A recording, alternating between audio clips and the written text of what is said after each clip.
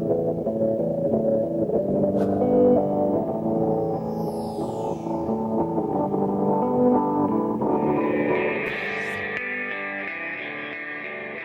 call us to order at 7 o'clock on October 3rd, BUHS number 6 Board of Directors meeting for 7 p.m. on October 3rd. And we'll start with the clerk's report and approval of the minutes of our September 19th meeting. Oh. Did everyone get those? Yes. I have a question about the minutes. Okay. But you need a motion first. Yes, we need a motion. So moved. All right, is there a second? It's moved and seconded, okay. And your question? Oh, I forgot it. Okay. I know I had one, I just forgot what it was. All right, well, while Lori's thinking, does anybody else have any Oh, additions, deletions, or corrections related to the minutes? Lori? I recall it. Did you, Sean, attend a meeting of the homeowners association in addition to they came to the finance committee? I did, And then you were going to try to attend another one? yes. Okay. Yeah. I think that the minutes reflect that the committee came, that the homeowners association came to the finance committee. Yes. But the minutes didn't reflect that you had also attended one of their meetings. So if I could. Well, he will try to attend No, there He were did. two meetings. the one, but yeah, the other one didn't get in. Lori was referring to the first meeting. Yeah. I want the world to know that Sean went to a meeting. Thank you. Went to a meeting and had them come to him.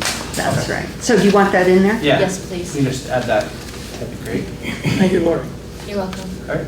Any other deletions, additions, corrections related to the minutes from our September 19th meeting? Seeing none, all in favor? Aye. Opposed or abstentions? No. All right. Are there any other communications to come before the board? Yes. Ian. I've had actually several people approach me with concerns about the superintendent selection process. Most notably that people feel it is closed, that there's no transparency, and just really questioning that process because they don't see it. I definitely see where they're coming from. Unfortunately, Ron's not here. As Russ, you're on the WSCSU committee and the finance committee there, which is spearheading this. So I guess I would voice that concern to you, that people are feeling that there is a breach in the democratic process there.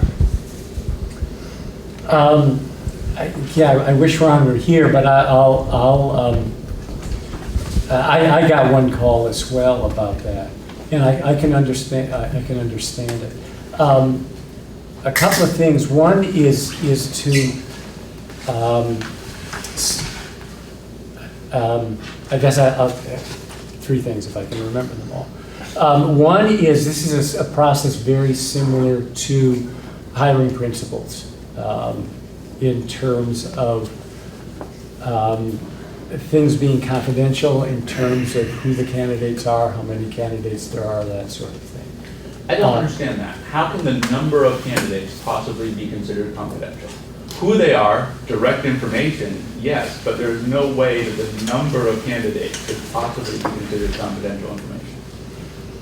Well, I think if the sample size is so small that it, by its nature, it reveals the identity, I think in that case it might.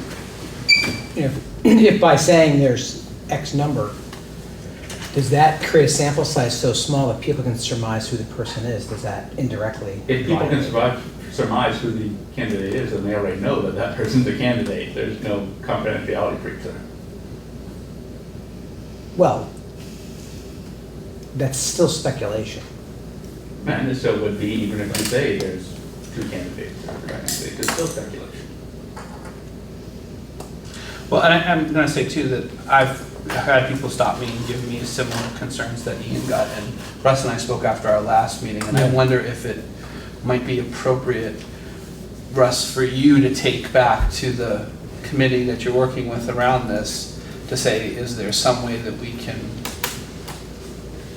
let some people know what's happening without letting them know what's happening, so that people are feeling less. Again, I mean, I can try to fill in, and we've not met, the finance committee, which is also the search committee, has not met since our last meeting.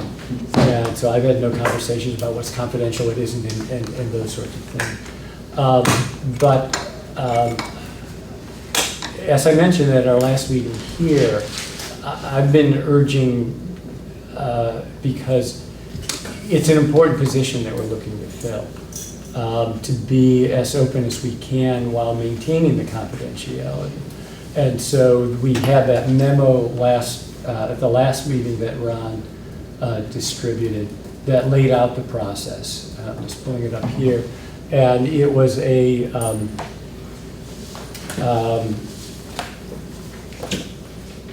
looking at all the different groups that we're doing. As I think I mentioned last time, in the usual principal search, there's a vetting that goes on, and then the search committee whittles it down, and then finalists come in for one day one morning usually of meetings where the candidate or candidates will rotate around to different rooms in the same building, and then a quick report back to the committee. This one is more prolonged, where we are taking our time looking at it, and also, unlike with the principal searches, two members of the finance committee are sitting in on each of these, so we're getting more input that way rather than a quick report of what did you guys think, and there's one or two people that come in to make the report. So there'll be people on the finance committee who will have seen what the actual discussions, questions are. So we're getting even more information that way.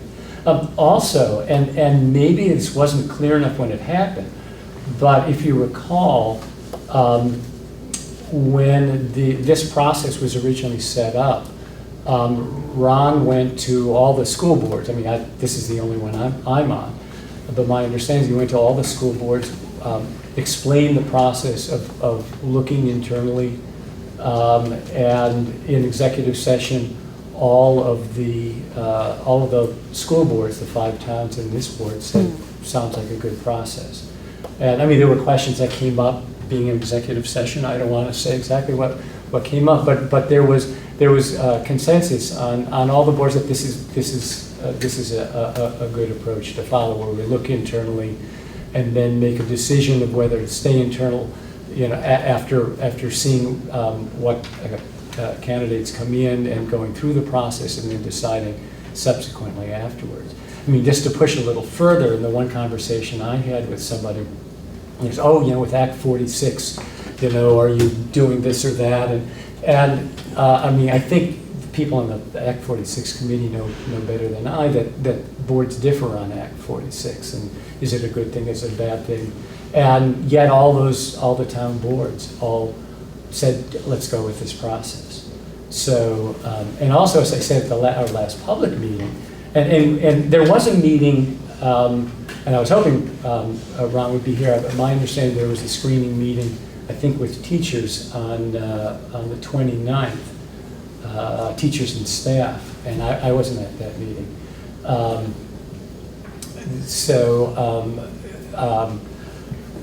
To see what the feedback is on all these meetings, not just in terms of what their view of the candidates that we're seeing are, but also should we expand this outward or not?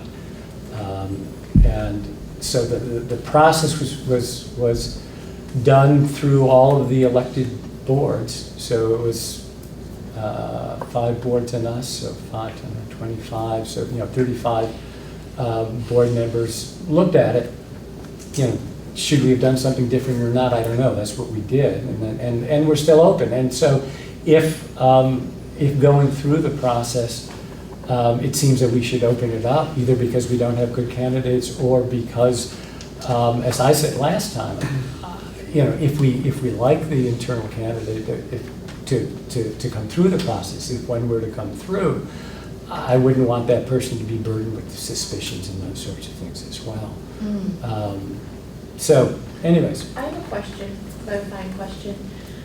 Are people that are communicating to some of the board members about the process dissatisfied with the fact that all of the boards agreed to at least try to seek a candidate, someone from an internal aspect? Is that where they're dissatisfied, or they're just dissatisfied with the process in general?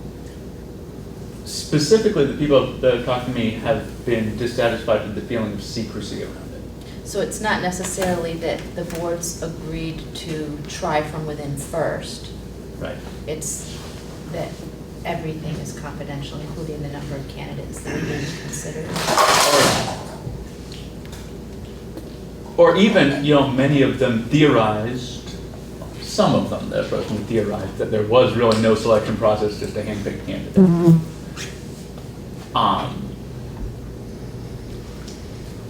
My point to them, those that theorized that, was that, I don't know, but sometimes you have a very clear candidate. And that happens in business. And everyone was like, yeah, I understand that, but I wish they'd just say so. And that's the point. It's like, just tell people what's going on. Well, I would maybe couch it in slightly different terms based on, I was also contacted by 2 or 3 folks, and the biggest concern was that in a position of this nature that we cast a wide net to consider the possibilities. Whether they were theorizing that there was one candidate, I don't know, but that was kind of the summarization of the 2 or 3 conversations I had, was that we should be at least, as I said, casting a wide net to the point of seeing what might be out there. Has anyone gotten any feedback that they think this is a good method? Starting from the inside first? Well, I know the people that talk to me, and when I've explained to them that my understanding was the search committee was going to look to see if there was internal candidates that were interested, and they may still expand beyond the internal search. Hearing that they felt better about it than if, I think similar to what Ian had heard from some folks, is that I think there's some people that are surmising or believing that there's basically someone's going to be anointed as the new superintendent, and that's not something that people feel is an okay system. Yeah, I think that in part that we at least the finance committee has failed in terms of getting the word out, so that if I were to be defensive, I'd go, well, it's all open and read the minutes, but I know that people don't do that, and that it's our responsibility to let people know so that there aren't misconceptions. And again, this process has been followed for other superintendent searches within the state. Ron did check with the Department of Education and looked at what sort of procedures can be used. Also, you're talking about searches, and I've been on searches where there have been internal candidates and it's open. And there are times where, it's almost unfair to be bringing people in and putting, asking for references, and so the word is getting out that, I'm looking around, when, there's a strong internal candidate. And so I think that the thought was, well, let's see, what the candidate pool is like inside, and vet those candidates, and take it from there. So there are, it's weighing and balancing. What concerns me more is sort of the suspicions and things that are going on, and that, and so those suspicions are there, and me just saying, oh, don't worry about it, doesn't do anything. So I understand that. I have a proposal. I don't know what the procedure is for getting a reporter from the Reformer or the Commons, but I think that if we outlined the procedure, then it might clarify for people who are concerned about the process that this is a process, it's a legitimate process. Yeah. Because the process isn't secretive. Yeah, yeah, that's when I sort of misspoke when I said it was open yet confidential. But it's, you know, I think you're right, that the procedure is out there, but we haven't done a good job of.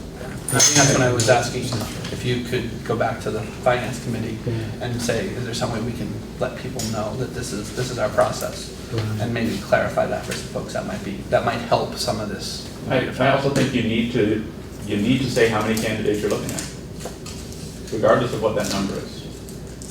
Because people are going to speculate the worst. If they're wrong, you're giving them a number will correct that. If they're right, at least you're being honest about it when you give them the number, you know? Yeah, I don't recall our having a conversation of is this confidential, not confidential. I mean, I heard it was confidential, so that's why I'm not saying numbers. But we can go back and revisit and see, you know, what the reasons are. And given that there's not a really strong committee decision on that, you know, I don't know. Sean? Well, I would just like to say, sort of in review, I think Yeah. that, you know, we were given an executive session overview of the process and how it would go, and, you know, we all agreed. And then from that point forward, this board really doesn't have much influence over the whole process. And I think we're feeling a little bit disenfranchised because of that. But maybe it's the way it always is. But, you know, once that executive session was over that night, then this board is basically done with the process, except in your representation. Yeah, I mean, maybe there should be another group, and that's a difference of a superintendent and a principal. Is that, you know, eventually, you know, a candidate, internal, external, will come to the board, but it won't be this board, it'll be the SU board. And so in principal searches, and you've probably all been on principal searches, the whole board doesn't go to all the interviews and do those things. You appoint a couple of people to do that. So, but here there's another interviewing board, so that maybe there should be another, selection of board members. I mean, there's one board member from each of us, and Right. on 5-person boards, I think all the other boards maybe are 5-person boards, so at least 20% of their adherence, whatever 1/9 is on that. And so that may be another round of interviews. And I think Particularly if we weren't going to go. in some respects, I think we might be comparing it to the principal search and selection at this board, which we were much more involved with. Right. I remember when our fine BAM's principal was hired, we all met. I think the whole board was there in the final moments, and, you know, everybody felt, yeah, this is good, we're all included, and, you know, you got to say whatever you wanted to say, so. Yeah, the SU board is 18, I think. Mike? Go ahead, Mike. Oh, are you done? Yeah. Well, I've kind of voiced my opposition to limiting it to an internal candidate from the start. I see no reason why we shouldn't expand it. And one of the reasons is if we do choose an internal candidate, I mean, they might feel a little bit weakened that they didn't go up against any competition. I think they would feel better if they were chosen in a larger pool. But that being said, I have a question for you, Ron, regarding Russ, regarding the leadership team, the teachers and staff, and the community service. Who chooses these particular focus groups? Who's the person who puts these together? Hopefully it's a team. Well, I know the admin, the leadership team was all of the administrators. Yeah, all the principals. We were all involved. Within each building, I think there was selection made of teachers. And I don't know where that selection process went. I know that at the high school, it's a pretty, there's a few teachers and it's a pretty disparate, kind of a wide overview in terms of experience of teachers. I don't know about the other buildings. I mean, it seems of all these groups that the community service partners and parents would be the only ones that really wouldn't, I hate to say it, I won't say it. Well, who chooses that particular group, the community service partners and parents? I think those are just community partners that, like, you know, for example, youth services, HCRS, the police, just community agencies that all of us interact with on a regular basis. And people are just chosen from that pool. All right, thank you. Sean? Well, I just had a question on that. In the community service partners and parents, that meeting is slated to possibly happen on October 6th. So that, in the open meeting laws, not everybody can come. In other words, that would definitely be a select group. So I was just wondering how it fell under the open meeting laws. It isn't an open My meeting. guess is it wouldn't. I don't think It would. does. It wouldn't Yeah. because it's not, like, when we, or a quorum of us get together, that would have to follow an open meeting law, because Because we're we a are board. part of a board that's elected together to do something together. Yeah. But my guess would be that it wouldn't, a search committee, a subcommittee of a search thing, as part of a hiring process, it doesn't fall under the purview of the open meeting law. So it would be specific in people that were invited to come to that October 6th meeting. They are the only people that can really attend the meeting. Yeah. And it's There'll be two people from the finance committee. Right, which is- right, which is but the plus. public isn't going to be, I mean, it's going to be very specific individuals. I just want to clarify that my comments were based on the fact that we are in the section of the report that says communications, and I'm passing along communications that I had, not necessarily commenting on one way or another, Hmm? the way we do I guess we. it. I mean, Gotta it's wait. a We- good we- well, discussion. I think it was a good discussion that we needed to Yeah, I'm not have. saying that so, either, yeah. just, you know. Is there anything else related to the communications that Ian brought up that some others of us also have with other folks in the community? Are there any other communications unrelated to this tonight?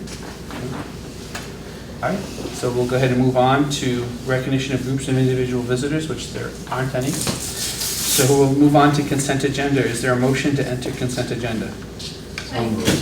Mike? Lori can second it, all right. And we'll start with finance, business, buildings, and transportation. Okay.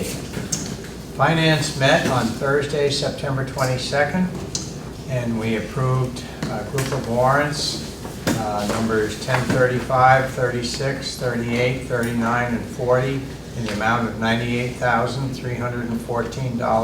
$98,314.18. We also took some time to review the proposed withdrawal agreement that's being developed with Vernon, specifically as it relates to assets and liabilities, because there have been questions about how that shakes out if they if indeed they leave the district.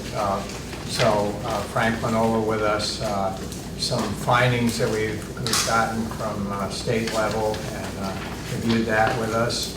And we also were given a copy of a draft for procurement procedure for all the facilities when somebody needs something, what are the approval levels for various dollar amounts and so forth.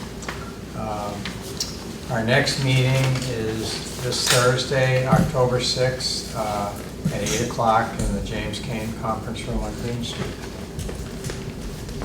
Yes, Sean? I could also couple the report from, because I went to the Whetstone Village Association meeting on Friday, the 23rd, September 23rd, and there was a number of people there from the Whetstone Association, and then subsequently they made motions, and then they modified the motions. So they're going to have a vote on what was discussed at that meeting on Friday, October 7th. So we should hear back from them. And at that time, it might be good, we can have the discussion at the finance committee level as to how we will proceed as a board. But it would be good, I think, at some point to have it as a whole board like that. Yeah. Anything else for finance? That's it. All right, WSESU Finance Committee. Well, we've already talked a fair amount about what's going on. But it's, my understanding again was that on the 29th, there was a meeting with teachers and staff. I haven't heard anything. And community service partners and parents this Thursday, the 6th. And then the current schedule, as far as I know, is for the Finance Committee to hear reports and meet on the 13th. But I'll be in touch with Ron before to see, and Frank Ruckers to see if we should push that back a little bit. And then there'll be, does anybody know if the WSESU has an October meeting yet? Because that, Rhonda mentioned the 20th, but I think it's not going to be on the 20th. But anyways, we have to figure out the timing on these things. But we do have a regular Finance Committee meeting on the 13th, but we'll also be looking at the superintendent search. I show the 11th. Yeah, the 11th. SU. The SU, WSESU meeting in Dummerston on October 11th, I have written in. my hunch is that it's moved. Because, I mean, unless there's another, I don't have my phone with me, I left that at home, but I know at the last meeting, Ron was talking about getting together on the 20th, which is, I know was a meeting I couldn't make because I'm keeping an exam that night. Who's But on that board? I am, and who's the third? Oh, Ruth. Ruth is the Ruth is our third rep. Just the alternative. Yeah, the alternative. Last alternative. Yeah, just in case, yeah. Did you let your- But yeah, I mean, and I think the reason why it might be moving from the 11th is because there might be an Act 46 meeting happening that night, which is partially why there's, between the juggling of Act 46 and other things, I think that's why they were looking at possibly moving it, but I'm not sure what the final shape Well, was now on we that. have an Act 46 meeting on the 6th. So I doubt we'll have one on the 11th. too. Right, I doubt we will too, but who knows? Everything's in flux. What time is your meeting on this? Probably 6 o'clock. Don't ask me where. I think it's here. Here, I think. Yeah, he's here too, yeah. Anyway, all right, anything else for WSESU Finance? Just a little bit loose tonight. Planning and policy. Planning and policy met this evening to review the policies that we have on the table. And we will be going over those in unfinished business later on. Teacher Curriculum Committee. Has not met. We will be meeting before our next scheduled meeting, and we'll be meeting with we'll be visiting a teacher, right? Who are I we? believe it's gonna be the math department. Okay. I'm hoping. We'll be visiting the math department if anyone wants to join along for a visit. That'll be 6 o'clock in 2 weeks. Are they gonna need a half hour or an hour? We talked about doing a half hour for them. So probably 6:30. 6:30, okay. I won't be here at the next meeting. All right, BAMS Committee. BAMS committee has not met, however, we are going to be meeting on Monday, October 17th at 8 o'clock in the BAMS meeting room. WRCC. Has not met. SCSU Act 46 Study Committee. We We haven't met since our last I meeting. don't believe. No. There was one that was We got canceled. minutes. Yeah, we had one scheduled that was canceled. Yeah. We got emailed minutes from Barb today. I think that was from before our last Yeah, meeting. that was before our last meeting, but it was the Act 46 meeting, because there was one just not too long before our last meeting. Yeah, and in which we told you that we were looking at the dates specifically because we're waiting for the information on the Vernon vote to become official, because that sets the date that we need to hold that vote. And as of the meeting that we had scheduled, that information had not yet been given to us, so there's no point in meeting, so that meeting Okay. is canceled. Do you know if that, if the state has got back to the, I expect so, since our meeting for the 6th has not been canceled, but we found out about the other cancellation the day before the meeting, so. I think we talked to Frank at the finance meeting, and I said, well, why don't you call the state, you know, and I guess they have. And so, but the state is just a little late, you know, dragging Right, their and, feet. and that's why things got canceled and things are getting shuffled because of that. Sean? Just related to Act 46, right before this meeting, I attended a meeting at Guilford, and it was the presentation of some members on the study committee, and Guilford residents there, Frank and Ron were both there also. And they had a PowerPoint presentation, and it really was well done. Yeah. Encapsulated every aspect in one nice little half-hour PowerPoint, so.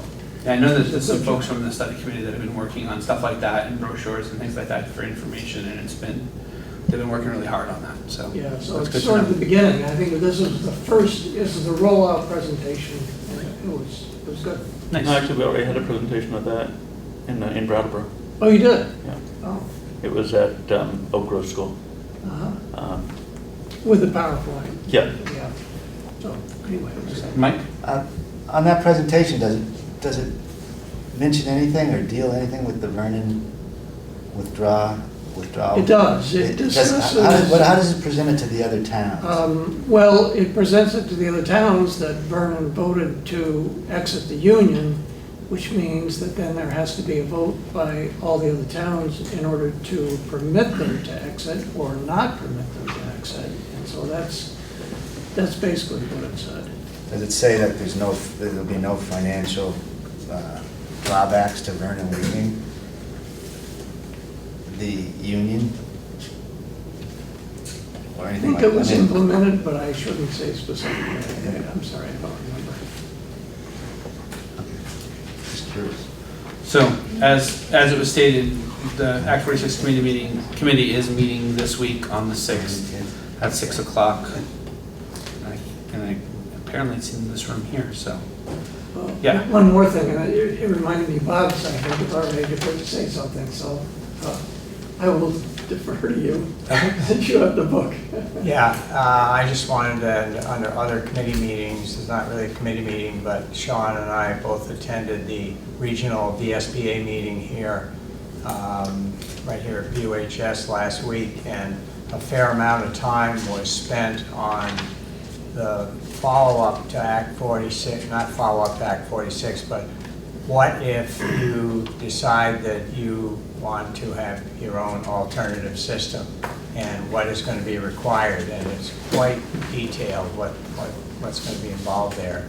And we went into quite a great length at what was involved in proving that you're meeting the mission of Act 46 with your alternative structure. Well, it really needs to be noted, though, that the Board of Education that put together that document is not going to be the Board of Education that actually has to make these decisions, because we are going to have a different governor.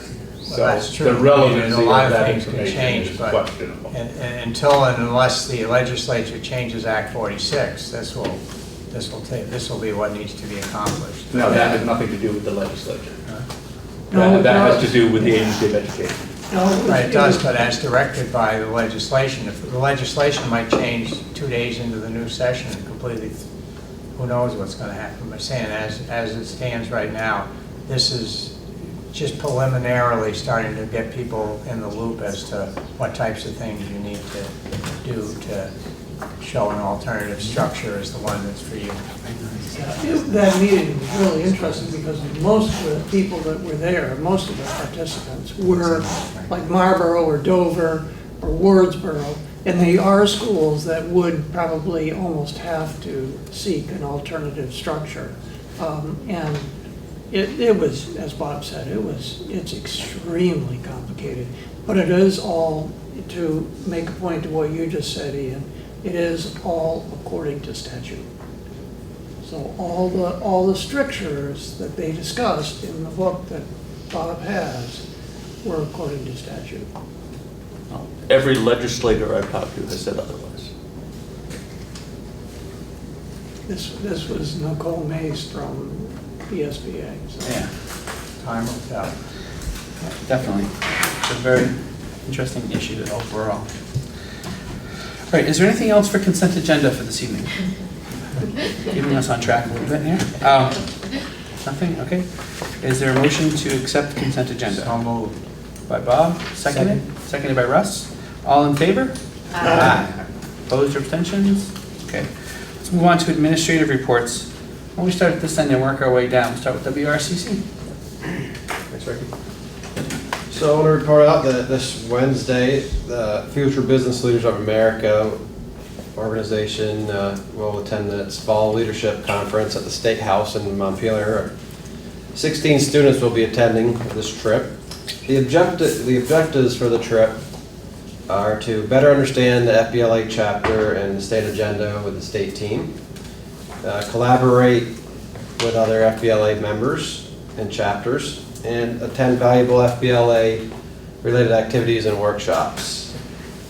Those 16 students are Ethan Waterman, Melanie Dow, Olivia Schert, Alicia Joy, Sean Donovan, Matt Dillemain, Frida Rosner, Sarah Gothier, Megan Ferret, Victoria Packard, Keegan Jameson, Rachel Parker, Emily Ricker, Morgan Stevens, Arabian Duncan, and Scarlett Chapp. And I wish all these students the best of luck, and it's always a great learning experience for these students to collaborate with other members from across the state. This year, WRCC has been working with Alex Beck, who works with the Brattleboro Development Credit Corporation, to create a pathway for our students into the area businesses. And Alex has been very instrumental of working with the business side of things, as well as bringing it into the Career Center with it for our students. And we set up 3 trips this fall for our students to participate in. These are one starting at the Commonwealth Dairy, GS Precision, and other area businesses in northern Windham County will be visiting, which will be a great opportunity for these students, our students, to see what's going on in their own backyard, and wonderful opportunities for them to stay here and work and maintain a great wage as well with the skills they're obtaining at the Career Center. So I look forward to working with Alex and BDCC. This fall, I've also established a daily schedule focus committee, and that will be to look at our current block scheduling within the Career Center and what goes into that. We will be also evaluating the relationship to our state statutes that we have to follow, and in accordance to last spring, we had a 5-year review from the Agency of Education, and if we are in compliance with a lot of these statutes. I just received the report today, and it's very extensive, 40 pages long.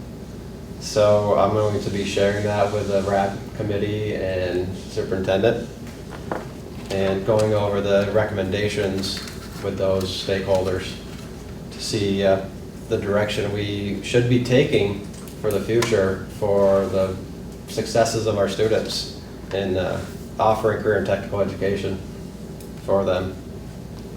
And the committee consists of regional high school administration, guidance counselors, and WRCC staff and staff and teachers. We just had our first meeting last week. We're going to be meeting weekly, and from now until about the beginning of December. I feel this is a very important subject matter that we need to really delve into and get opinions and get the facts out there that will work for us. So if you have any questions about that process, feel free, and I'll be sharing along the way of our findings. And we plan on visiting other career centers across the state, and our first visit will be at our neighbor River Valley Technical Center in the next couple of weeks. to see what their schedule looks like, how it works well within their community, and move forward with that subject. Is that in Springfield? Yes, it is, Springfield, sorry. We are also this fall, campaigning and looking for WRCC alumni. We want to hear from all of you that have been through our programs throughout how many, I think 1970, the Career Center was built. So from 1970 on, we would love to interview you. Even if you are from a distance, we have the capabilities to record you via Skype or other methods. From our outreach coordinator will be conducting those interviews and that outreach for Career Center promotion, and to share with the public what we are all about. And we want to really get their opinion, alumni's opinion of their experiences here at the Career Center and how it's helped them in where they're at now in their career paths and their choices they've made. You can contact me at the Career Center at 802-451-3911, and also go to our website for our email addresses to contact. So, that's all. Thank you. Excellent, great. All right, let's move down one to the high school, BUHS. So it's overdue, and it's not Chris Sawyer or Kathy Venice's fault, it's my fault. Fall sports schedules. There are a few weeks left, so get a chance. Take in a game or two. So last week we welcomed 17 students from Switzerland, and two trip leaders, Suzanne Grenoble and Alice Sharks, have organized that exchange. Since they've been here, the Swiss students have done a downtown scavenger hunt. They've spent some time in BUHS. They've spent some time at Green Street School. They actually went to court, met with the judge, prosecutor, and public defender, had a chance to watch. Already? Yes, they didn't waste any time. Somehow the Napoleons in the cheese. They watched a court proceeding. They went to Grafton and did a little bit of work on the African American Heritage Trail in Grafton. They went to Cotton Mill and learned a little bit about granola and also a little bit about Tavernier chocolates. And upcoming is a pumpkin carving farewell party at Green Mountain Orchard. And I guess I want to reach out to all of the community agencies and businesses that have kind of stepped up to offer experiences for these Swiss students. I've got to spend some time with some of them. They're a great group, and they were thrilled to be here. And it's been a lot of fun to kind of see them around the school and work with them. So we're glad that they've kind of graced us with their presence. The art department has started a series where they're actually having schools come in and present during ACE period what their school is like for the arts. And so we've had the Savannah School of Art and Design. They came up and visited us. Leslie College in Montserrat are also coming. And that's a nice ongoing opportunity for students in the Arts Academy and other students who are interested in the arts to kind of see what a college looks at, to kind of get ideas of what the portfolio is, what's the emphasis of the various colleges. And kids have enjoyed that. And I sat in on the Savannah one for a few minutes, and it was great to see somebody so enthusiastic about their school coming and talking to kids about what they can do and how they can go to their school. Last week was homecoming. It was a great event. We had a lot of games, had a wonderful victory for our football team and other teams. One thing that was really significant is we resurrected the homecoming dance, and we hadn't done that for several years. And so we had a not formal dance, just open to BUHS students, but a way to kind of celebrate the fall and homecoming. And sold about 250 tickets, and kids had a great time at that. I want to thank the chaperones, and I want to thank the organizers of that. It's kind of nice to bring that tradition back. Last Thursday, we had a diversity equity dinner here. It was a district-wide event, and we invited families to come and talk a little bit about equity and challenges that they face living in Brattleboro and challenges they face in our schools. One thing that came out, and Keith was there, he could probably echo this. One thing that came out was many people really, they compare Brattleboro, not the school, but the community, to other communities in the area. And a lot of them really had positive things to say, specifically about law enforcement, specifically about the interactions that they have with law enforcement in our community. That was kind of good to hear that. We hear a lot of negative things, a lot of negative media attention, so it was nice to hear these people who live here and work here and have kids here talking about what's working really well. We're hoping to do some follow-up work with some more folks' agendas. I'd like to bring in representatives from other agencies to kind of hear this and kind of have a conversation continue.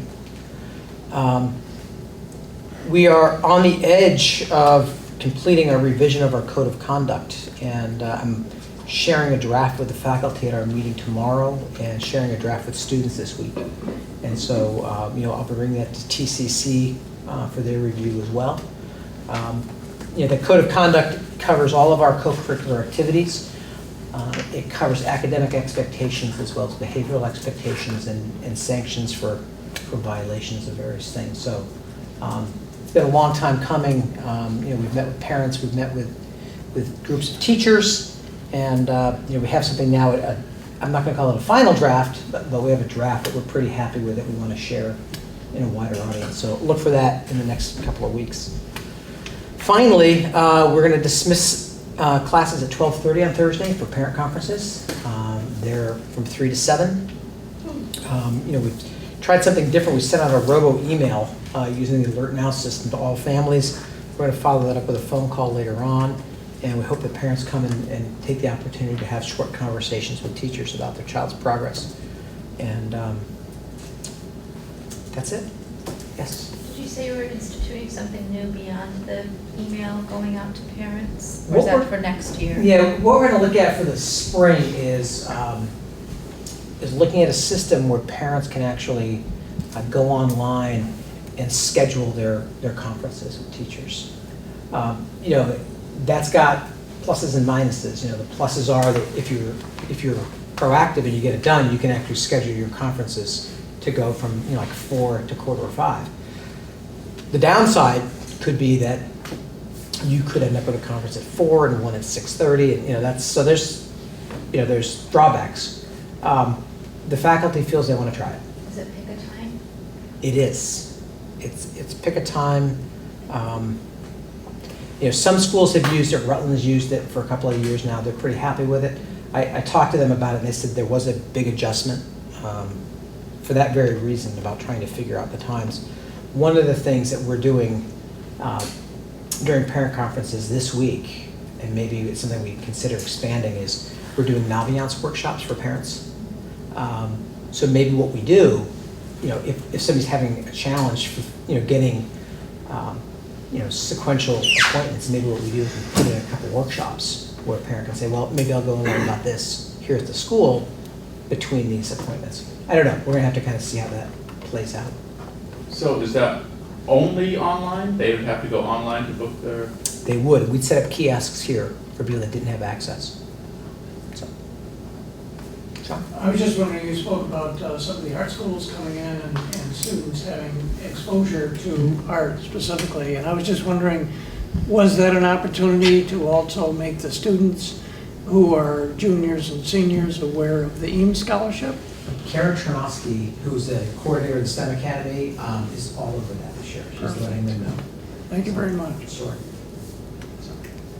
Was there any particular reason that the homecoming dance fell out of favor? Just one of those things? One of those things, when I got here, when dinosaurs roamed the earth, we had the homecoming dance and a few other dances, and students attended, but then attendance just kind of dwindled and it went away. I think part of it was there was an expectation that all of our dances needed to be big events at a special venue, and I think the idea that we've actually had prom here for the past couple of years, I think that kind of played in the favor that students realize they can come here, have fun, dance for a little while. It was pretty well attended. So. Great, thank you. All right, BAMS. Hey everyone. Yeah, so piggybacking on the last piece that Steve just spoke about, we are not doing conferences on the 6th. And we are doing a full day of school on October 6th. And what we're doing for conferences this year is a big shift. We're moving to student-led conferences as opposed to teacher-led. And we've been doing a lot of professional development with that. Teams are meeting with our person from the Tarrant Institute, Rachel Mark, to work on how that might look. And we dabbled in it last spring. Team Draco and Team Leo did what they called passage presentations, which were student-led kind of sessions at the end of their 8th grade year where the kids got to reflect on their learning time at BAMS. It was really successful, done 2 different ways with those 2 teams. There's a lot of excitement about student-led conferences, and hoping that's successful. Those are November 9th and 10th. So we still have a lot of learning to do prior to that. Let's see. Building on some professional development. So last week we did, I arranged to have administrators from the building come and work with our advisories on training for ALICE. And as you recall, ALICE is a response to potential violent intruder or response to emergency kind of intruder situation that enhances the former lockdown drills where you just hide in a corner.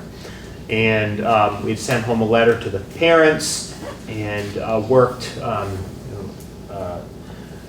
Mr. Burnett, Mr. Perrin, Chris Day from the high school, Alan Givitz from the middle high school, myself, Kate Margaitis, and Rob O'Connor all did trainings with students in the classrooms in both 7th and the staff. And then we got together and reflected afterwards, and we really felt like it really went well. The kids really seemed to be happy that they had options, and I haven't yet received any complaints or serious concerns about any of it from any parents or kids, because the kids really seem to enjoy having flexibility in response to a situation. So, and we also had some reps from other schools come, EES, Early Education Services, and Vernon were represented, I think Guilford as well. So there were multiple schools who came to kind of check out the training. So I was really happy with that.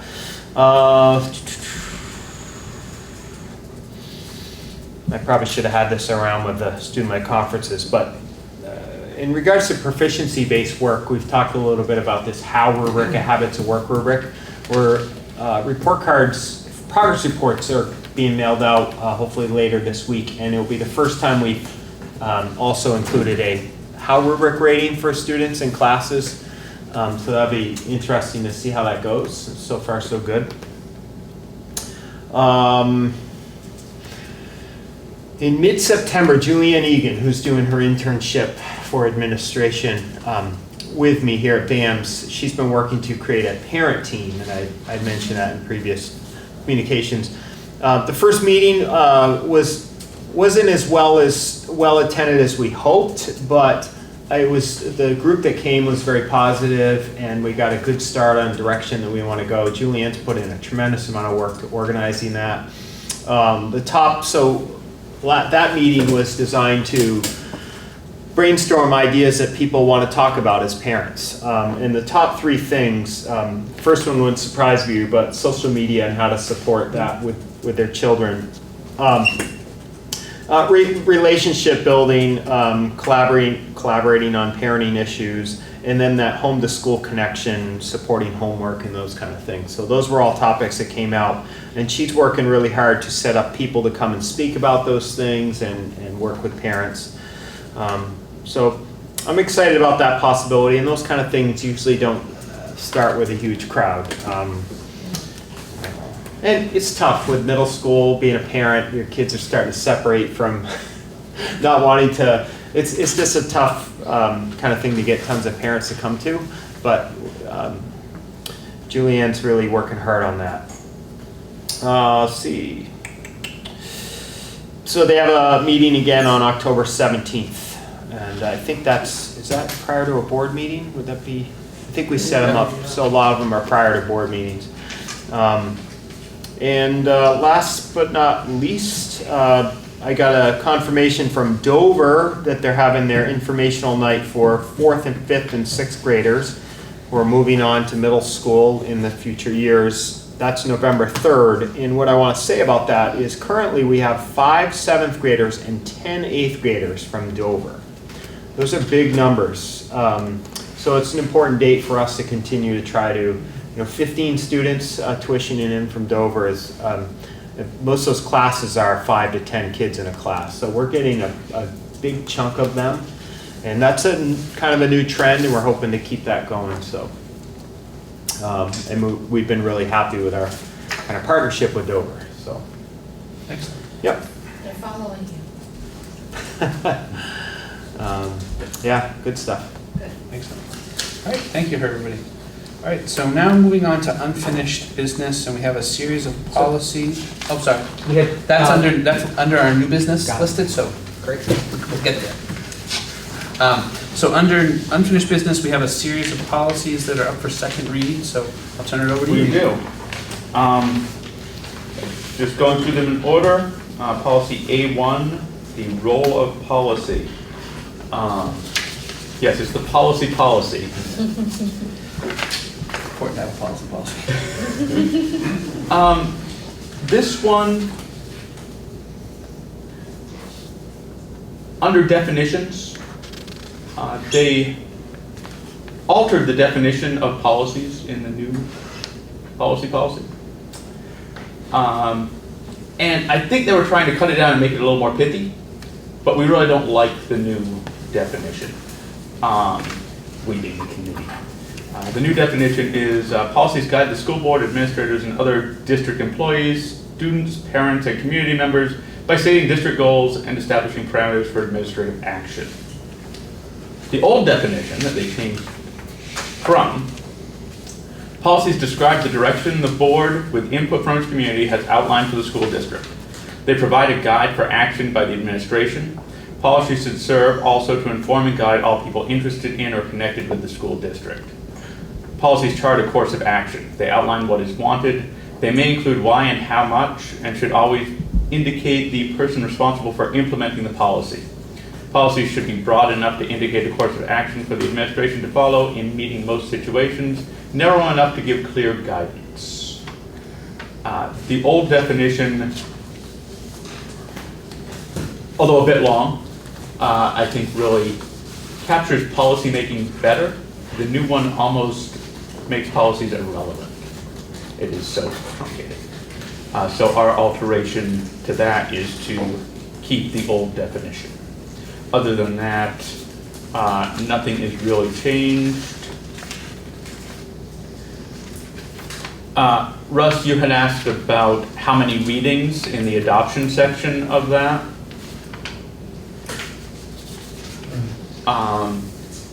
I believe that's just a board procedure. I don't think that needs to be spelled out in the policy. And then we did look up the legal reference. Yes, and for taking that definition, we did check the legal reference provided, and there's nothing in the statute that requires a difference in. The old one is fine by statute.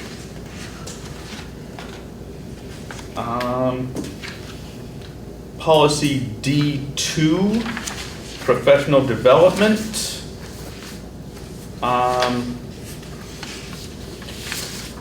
In the second section, principles to guide professional development, there is a random or both that appears. Obviously, people were playing with wording and left a fragment because it makes no sense. So our only alteration to this policy was to drop that or both.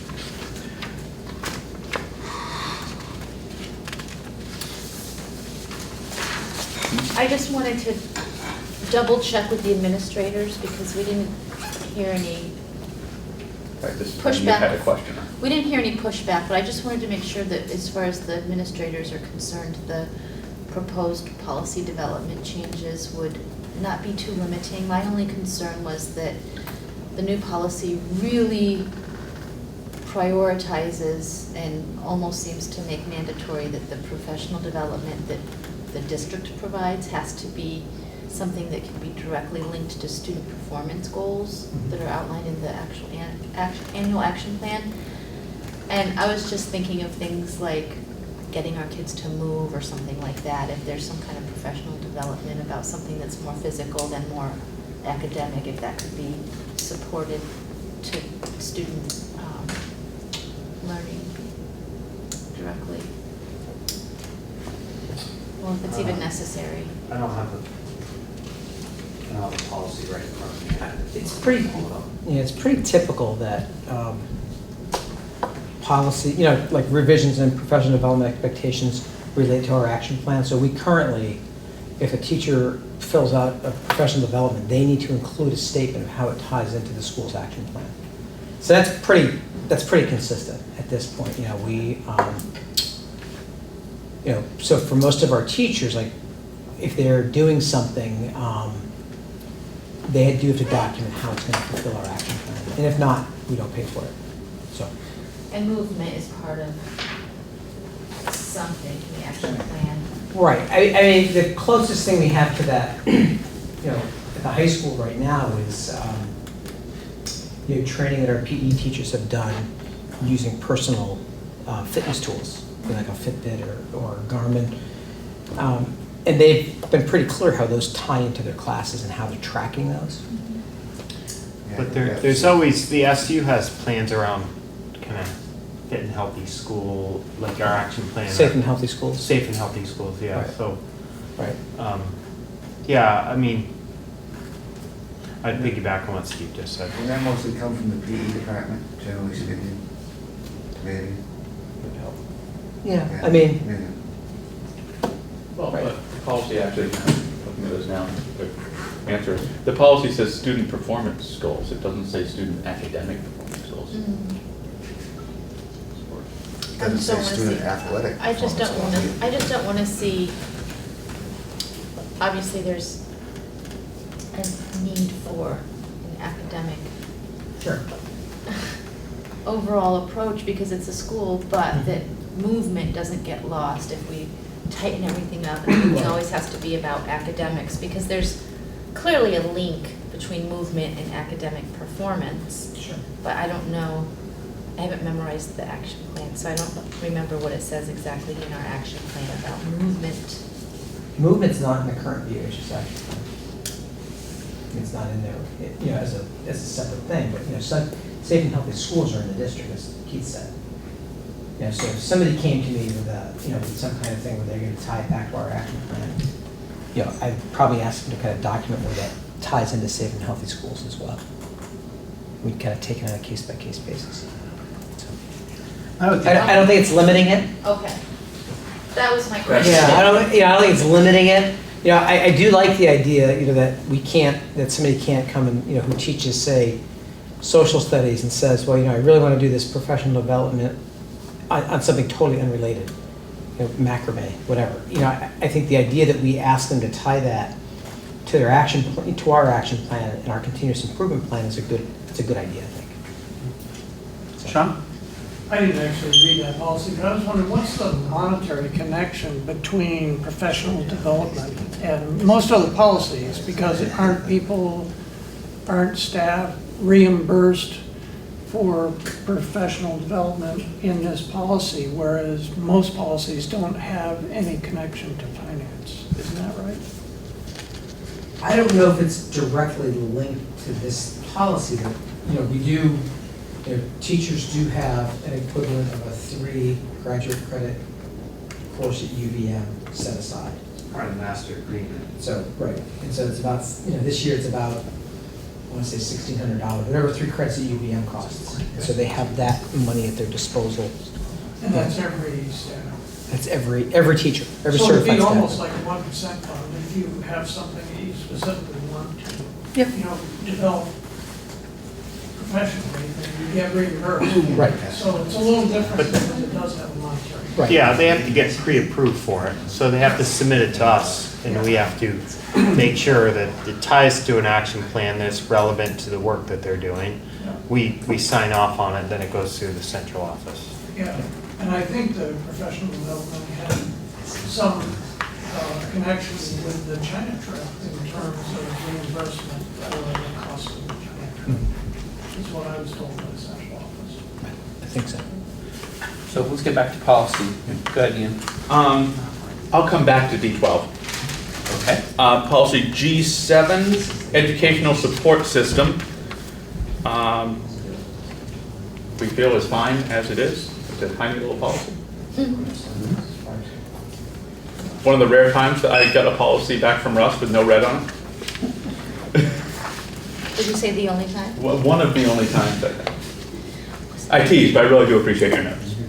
Was there one that had 2 periods that we had to add or something? There is also, I'm being reminded, a couple of punctuation. Okay. A couple of missing periods here and there.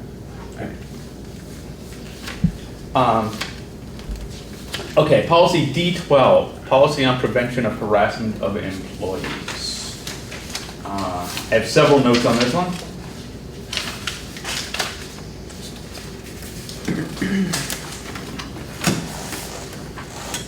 Starting right from the beginning, the base policy, as it was presented to us, harassment is a form of unlawful discrimination that will not be tolerated in the Brattleboro Union High School District Number 6. Unwelcome sexual advances, requests for sexual favors, and other verbal or physical conduct constituting harassment as defined herein, and by state and federal law violates this policy. Retaliation against any person raising good faith allegations of unlawful harassment or against any witness cooperating in an investigation by the district pursuant to this policy is prohibited. It was the feeling of the committee that that wording really focuses the general harassment policy on sexual harassment by calling a lot of attention to it right up front. We've reworded that. Harassment is a form of unlawful discrimination that will not be tolerated in Brattleboro Union High School District Number 6. That first sentence is unchanged. The second 2 sentences are what we altered to read: unlawful harassment, sexual harassment, and retaliation as defined herein and by state and federal law violates this policy and is prohibited. That puts it in the order that is discussed and does not put any focus on sexual harassment and covers all the key points.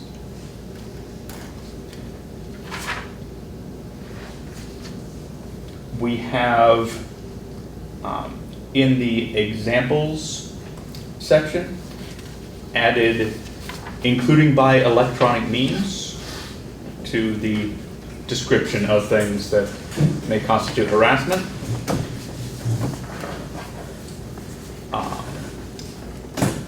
Under the list of examples, one was just entitled sex, which the example given is for sexual harassment. We feel that the heading is very confusing as the sex gender thing. So we are changing that heading to sex, parenthesis, sexual harassment. We are adding ancestry into the example for national origin and place of birth. So it would be national origin, ancestry, and place of birth. Because we did not have an ancestry example, even though ancestry is listed in our list of things.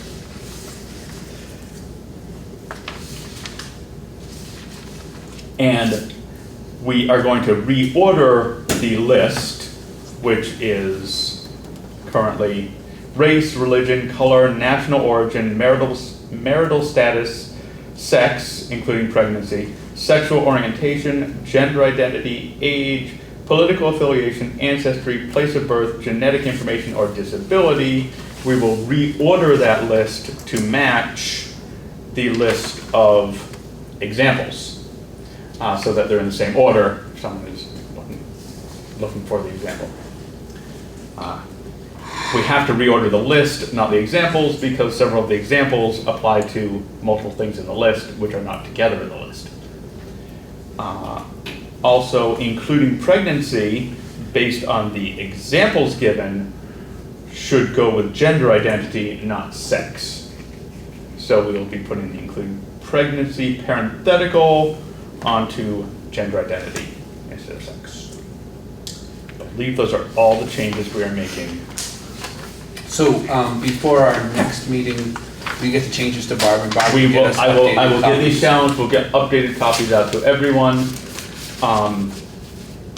And my question for the board in general is, considering how many changes we're making, especially to this policy, do we feel comfortable moving on to the adoption step next time, or do you want another reading with these changes in? What's the pleasure of the board? Mike? I have a question. Your definition of this particular policy, is it just strictly unlawful harassment? I mean, there could be legal harassment. Am I wrong? We Like actually you- had a detailed discussion about that, yes, and yes, it is, this policy is strictly about unlawful harassment. So if you create a hostile workplace or there's bullying, That would be unlawful harassment, that would be? yes. Okay. If it's based on one of these protected. So it has to fall in an illegal, unlawful Yes. category? Yes. If you're just bullying somebody because Because you can? you think they have cooties, that is against school policy, but not, the code of conduct. Well, I it see. would fall under, But- it would fall under. The bullying harassment. policy. Right, bullying. But not under the harassment. Oh, this is. Oh, this is to This employees, is to employees. who could also have cooties. Yeah, and employees are protected by harassment laws, but not bullying. So, and there's a very specific difference between harassment and bullying. Sometimes it can be both, but. But yes, to answer your question, this is specific to unlawful harassment. So back to Ian's initial question, what's the pleasure of the board? Do we feel like we need another read on this, or do we, Steve has something? I just have a quick question. Do you know why age harassment is only 40 and older? I do not. I assumed it was a matter of statute, Okay. but now that you asked the question, I realize that is an assumption on my part. I guess I'm thinking about, well, 40 seems to be an arbitrary number. And I wonder why this is 40 or older. There certainly could be age harassment for people who someone feels they're too young. Right. I'm thinking about a new teacher. However, I expect that's a matter of statute. Okay. Or even case law would be my guess. Yeah. But it might be worth checking into if there's, So the Yeah, policy- and I'm going to look a little bit. I'm kind of curious why that's there. I've never seen 40 or older, so 39 is okay. what did the old policy say? I don't think, Don't have that right handy. Maybe we should. Okay. So why don't we, it sounds like there's still enough question. Why don't we we'll have Barb put these out as a second read for our next meeting with an adoption for our first meeting in November. Well, I feel everything but this one, we can go to adoption. Does everyone feel okay with that, with all the other ones? Some that weren't any changes at all, but. And, the definition change, I don't feel is Yeah. a major change.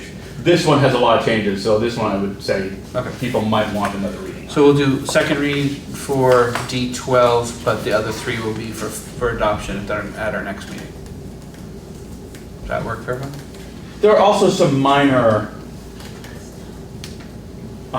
word and punctuation. Right. you know, Throughout, probably all of them. Word, spelling, punctuation, but those are nothing substantive. Is this harassment policy a kind of a drop down from the supervisory union one, or is it quite different?